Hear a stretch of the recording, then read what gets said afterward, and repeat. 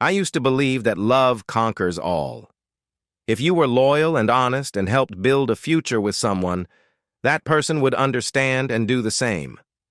I lived in that illusion for 15 years. Her name was Claire. She was everything I believed in back then. Smart, articulate, ambitious, beautiful, but in some ways disarming. We met at a corporate retreat. Two hot young professionals from different companies who found themselves in the same break room at the same time. There was an instant connection between us. She was the kind of person who leans in when you talk, so you feel like you're the only person in the room. We spent that night sitting on the hotel balcony, talking until 3 in the morning, sipping wine and exchanging notes about our childhoods. It was real, too real, and maybe it was, at least for a while. We got married 2 years later.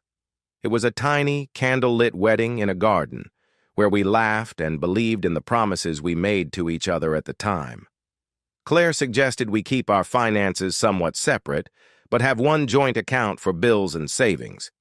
It seemed reasonable. I trusted her, and she trusted me. Or so I thought. I took care of the finances, and she quit her job to become a freelance marketer and consultant, which she said would give me freedom. I supported her. I worked long hours, sometimes without days off, to keep us afloat in those first few years. I didn't mind. That's what partners do, right? But I earned the money, and she maintained the house, chose the furniture, organized vacations, and paid the small bills. Everything was so fair and equal, at least on paper. The first crack appeared on our 9th wedding anniversary. I booked a last-minute trip to Vancouver. Claire smiled when I told her, but the smile didn't reach her eyes. She was quiet all weekend, distracted. She said it was stress from a client she was working with. I believed her.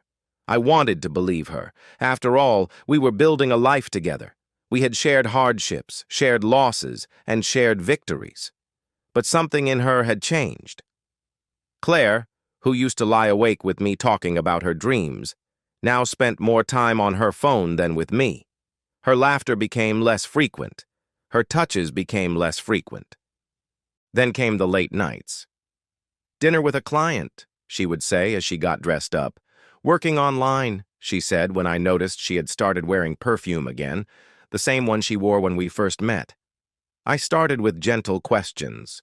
She dismissed me with a sigh, as if I were being overly sensitive. The turning point came on Friday evening. I came home from work early. Her car was parked outside, the lights were off. The house was quiet. I decided she was asleep and slipped inside to bring her some takeout and a movie. Instead, I heard voices upstairs. At first, I froze. I decided she was on the phone, but the sounds weren't coming from the phone. Laughter, then whispers, then moans. My stomach clenched, my ears rang. I climbed the stairs, my limbs working on autopilot, hoping I was wrong, that I had misunderstood, that it wasn't what it seemed, but it was. And there she was, naked in our bed with a man I didn't know, a guy who felt too comfortable in my house. She screamed. Stunned and desperate, he covered himself. I stood there, frozen, silent. My hands were shaking. My mind couldn't find the words. My heart was shattered into 1,000 pieces. She tried to say something, but I turned away and left her without saying a word. That night I drove for hours, my mind spinning. He replayed every second he had spent with her in slow motion. Every kiss, every promise, every lie. The next day she walked into my office. Her eyes were red. Her face was swollen from crying. "Not now, please, let me tell you," she whispered. I couldn't even look at her. She tried to explain it away as a moment of weakness, that she felt neglected, that it had only happened a few times. I asked her how long it had been going on. She didn't answer. I asked again. "You're being silly," she said when I asked her how long she had put up with his behavior. "About a year," she finally admitted. "A year." because she was cheating on both of us while we were lying in bed while you kissed me goodnight and let me build a house. But that was probably the least of it. 2 weeks after I filed for divorce, I got a call from my bank's fraud department. They saw some strange activity on my personal investment accounts. Almost $180,000 was gone. It had been transferred gradually over a period of 6 months. Our personal IP address had been used to hack into my personal account. My passwords had been reset. The security questions had been answered correctly. I met with Claire. She didn't deny it. I needed the money, she added, as if that somehow made it okay. I would have preferred to give it all up in an instant to be with you. While you were building your career, I was building this house. I need to be compensated for the years of my life that I lost. I was stunned. But I had been planning this for much longer than I had known about her affair. In her mind, our relationship was nothing more than a business plan. She hadn't shown any emotion for years, staying long enough to drain me dry while she made plans for her future after the marriage. I was numb. I didn't yell. I didn't cry. I took it all to my lawyer and started gathering evidence, emails, bank statements, receipts. I hired a private investigator, and he found all this shit I couldn't even imagine. Claire didn't just have a lover. She had several affairs, in different cities. Some casual, some more serious. I paid for her weekend trips, the gifts she gave me, and even hotel rooms. She had a phone in her car that I found a few weeks later. It had text messages, racy photos, plans for meetings, and saved names that sounded like names you call home. And yet she still played the victim. She told our mutual friends that I was distant, that I had emotionally abandoned her. She said she cheated on me because I wasn't there for her. But she didn't know I had receipts. Cold, hard truth.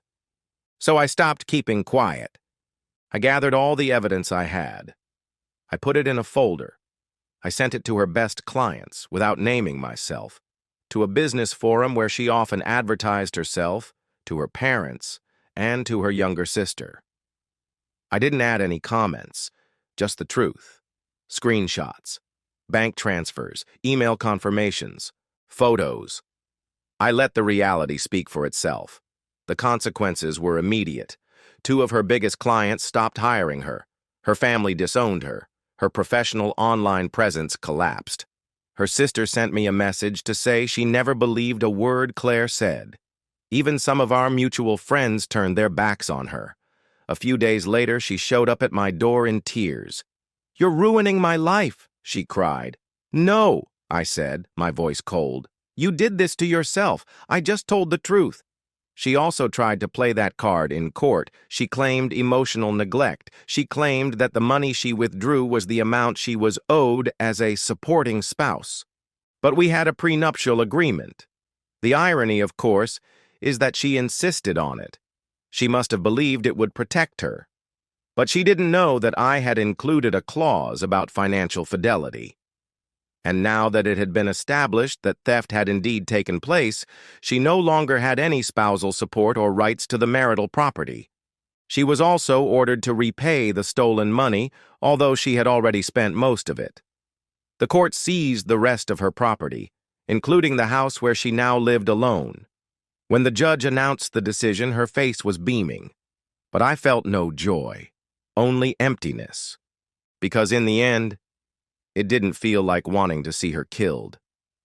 There was nothing but the cold emptiness of love. I moved to a new city, San Diego. Started over with a clean slate. Got a less hectic job at a small organization. Went to therapy. Healed slowly. I slowly forgave myself, not her but myself, for not seeing the signs, for being so damn blind, for loving someone who would never love me back. Then I met Rachel. She worked at a tiny bookstore near my apartment. She was soft and gentle, the complete opposite of Claire. She also knew how to ask questions with genuine curiosity, even after I told her my story. She squeezed my hand and said, "You've been through fire, but you're still standing." A year after the divorce, Claire wrote me a letter. No subject, Just a paragraph. I'm not going to break this couch and walk back and forth, so I didn't even believe I was talking to you. I'm so sorry, she says. Not just for cheating on you, stealing your money, but for killing something beautiful. I believed I could get through this pretty easily, but I couldn't. I lost everything. I hope you can find peace, if I never do. I sat there for a long time looking at that message. Then I deleted it.